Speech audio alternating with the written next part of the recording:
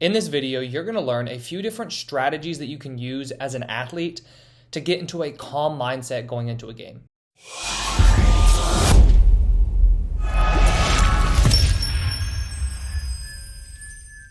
Hey there, I'm Eli Straw, mental performance coach and founder of SuccessStartsWithin.com. Now, why is a calm mindset so good for you to get into as an athlete?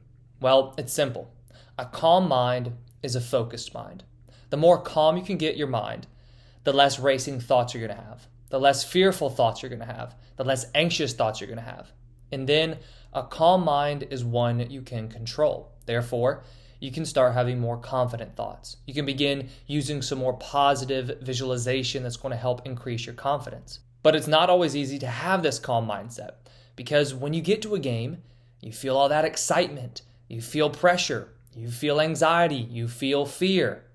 So there has to be things, certain exercises and actions you can do to promote a calm mindset.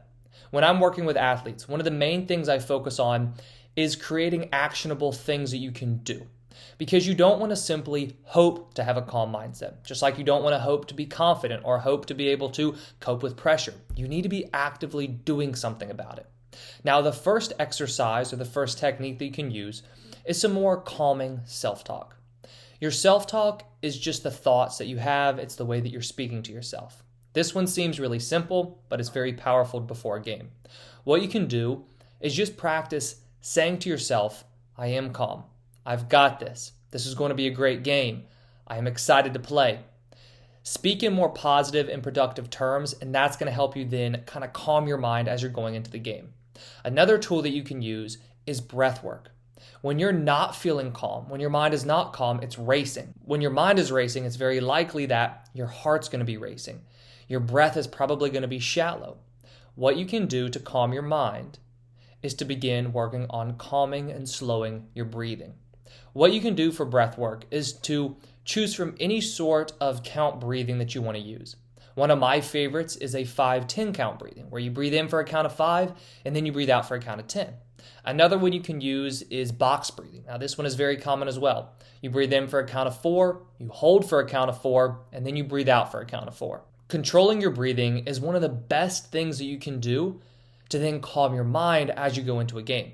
Not only are you physically slowing down your breath, which is going to calm yourself down, but what you're also doing is taking control of what's going on inside your head. If you're actually focusing on each count of a breath, it's going to be a lot more difficult for you to then worry about what's going to happen as you go into the game, which is one of the key things that causes you to not have a calm mindset.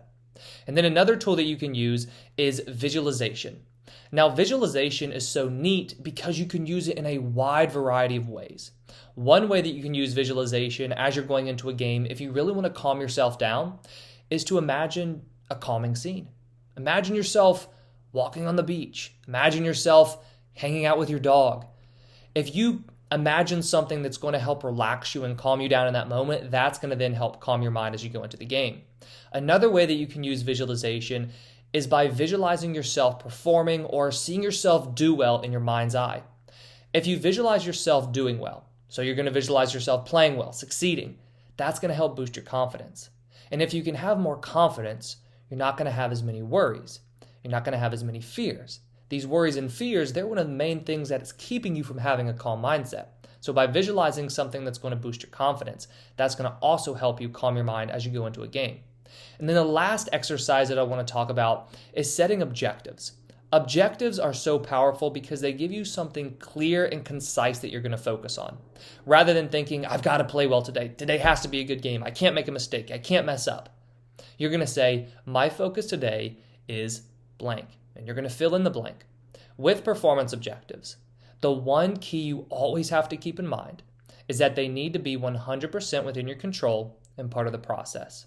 Don't say, my objective for today, let's say you're a baseball player, for example. My objective today is I want to get 3 hits. That's great. Of course you want to get 3 hits. I don't think there's too many baseball players, if any, that go to the field hoping to get out every single time they go up to the plate. Just like there's probably very few basketball players that want to go and score 0 points or get 0 assists. You want to succeed within your sport. That's a given. But what you have to do is ask yourself, how do I do that? What do I need to focus on to get there? So let's go back to the baseball player example. You want to get 3 hits. Okay, that's great. But that's not 100% within your control. You can hit 3 scorching line drives, but you hit 3 right at somebody and you get out every single time. What you need to do is say, okay, what do I need to do? What's part of my process I need to focus on that's going to put me in the best position to get those hits? For you, maybe it's, I want to make sure that I focus on picking the ball up early in the pitcher's hand. Maybe it's, I want to focus on going through my pre-at-bat routine because that gets me feeling confident and calm as I go into my at-bat. Another one is, I want to feel balanced at the plate. Another one is, I simply want to enjoy myself. Now, how do performance objectives help you have a calm mindset as you're going into the game? Well, what they do is they give you this clear thing that you're going to focus on. And what that does to your mind is say, okay, this is what I need to focus on, so I'm not going to be thinking so much about the outcome. When we're discussing anxiety, so sports performance anxiety or fear of failure, those live in the future. And when I say they live in the future, what I mean is they live in the result of a game. They live in the outcome. When you're focused too much on outcomes, so for the baseball player example, 3 hits, that opens up the door to more anxiety and fear because you say, well, what if I don't get that? By setting performance objectives, you're no longer focusing so much on the outcome. That doesn't mean you don't want the outcome. Like I said earlier, every athlete wants to succeed. It's a given that you want that kind of outcome. But instead, you're going to focus on the small things that are going to help you get that outcome. So therefore, you're going to reduce that anxiety and you're going to reduce that fear. And in all reality, if you reduce anxiety and fear, you're going to play more freely, more confidently, and that's going to give you a better chance of actually playing well. So for you as an athlete, to calm your mind going into a game, focus on your self-talk, use some breath work, practice some visualization, and set performance objectives. Thank you for watching, and I wish you the best of success in all that you do. I hope you enjoyed this training. If you did, please hit that like button and subscribe if you haven't already. We put out new trainings each week on sports psychology and the mental game. If you have any questions about this training or any sports psychology topic, please leave a comment below. If you want to learn more about myself or Success Starts Within, head over to successstartswithin.com.